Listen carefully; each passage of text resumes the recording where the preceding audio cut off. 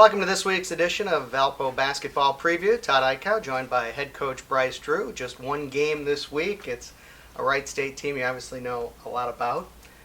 They've beaten, so far this year, they've beaten the teams they expected to beat. They've won every game at home. They've lost every game on the road. I guess it's good as we start talking about them that you've got them at home. You know, it's definitely nice to be home. I think our players will be excited to get back in front of the home fans and be playing. Our fans will be very familiar with Wright State's team, basically everybody back from last year, and they have a couple new players that are really helping them. We've talked about most teams trying to shorten the rotation as the year goes on and maybe pick 8 or 9 guys. This team is very unusual from that standpoint. They'll probably play at least 12 guys on Friday night, and they have 9 guys right now averaging between 7 and 10 points a game. That is extremely unusual, especially this deep into the season. Mm-hmm. Last year they played a lot of guys, and 1 through 13 they have very, very good players. I think like us, they added a midseason transfer. They had a player who was out for a lot of games that's back now, so they're trying to incorporate new guys into their system, similar to what we're doing.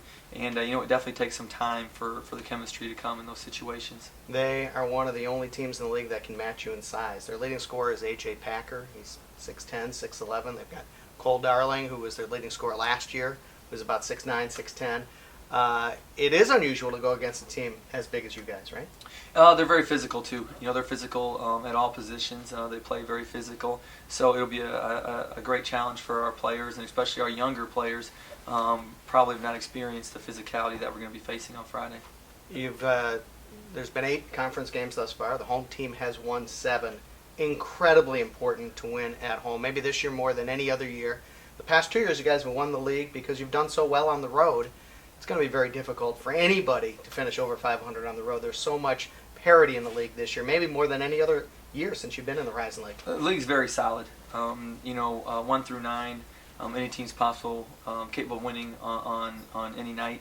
And statistically, like you just threw in those stats, anytime you can get a road win, it definitely helps your possibilities to finish in the top half or win the league. So if you want to be able to do that, you do have to defend your home court, and obviously that'll be our goal going into Friday.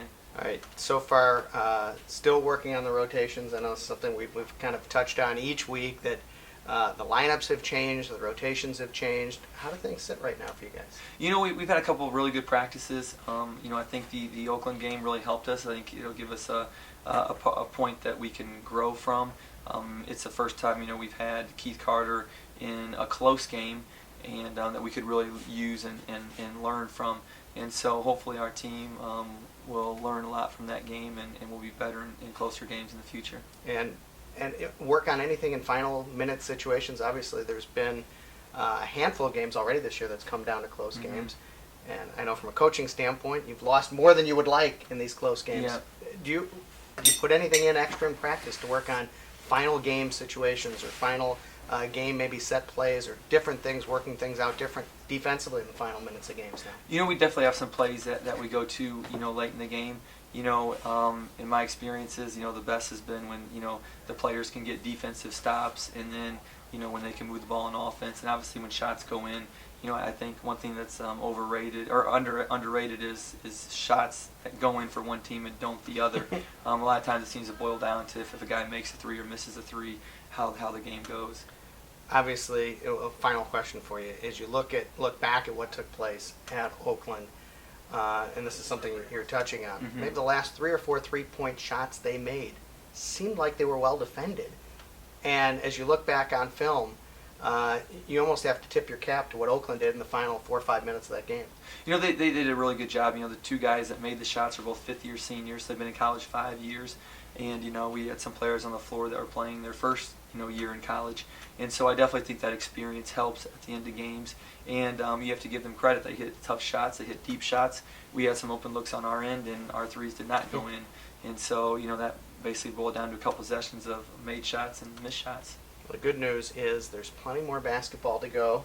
And, it appears like right now you can just win at home and find a way to win a couple on the road. You'll be right in the hunt. Good luck on Friday night. Thank you. We're excited. Head coach Bryce Drew. We'll talk to you next week on Valpo Basketball Preview.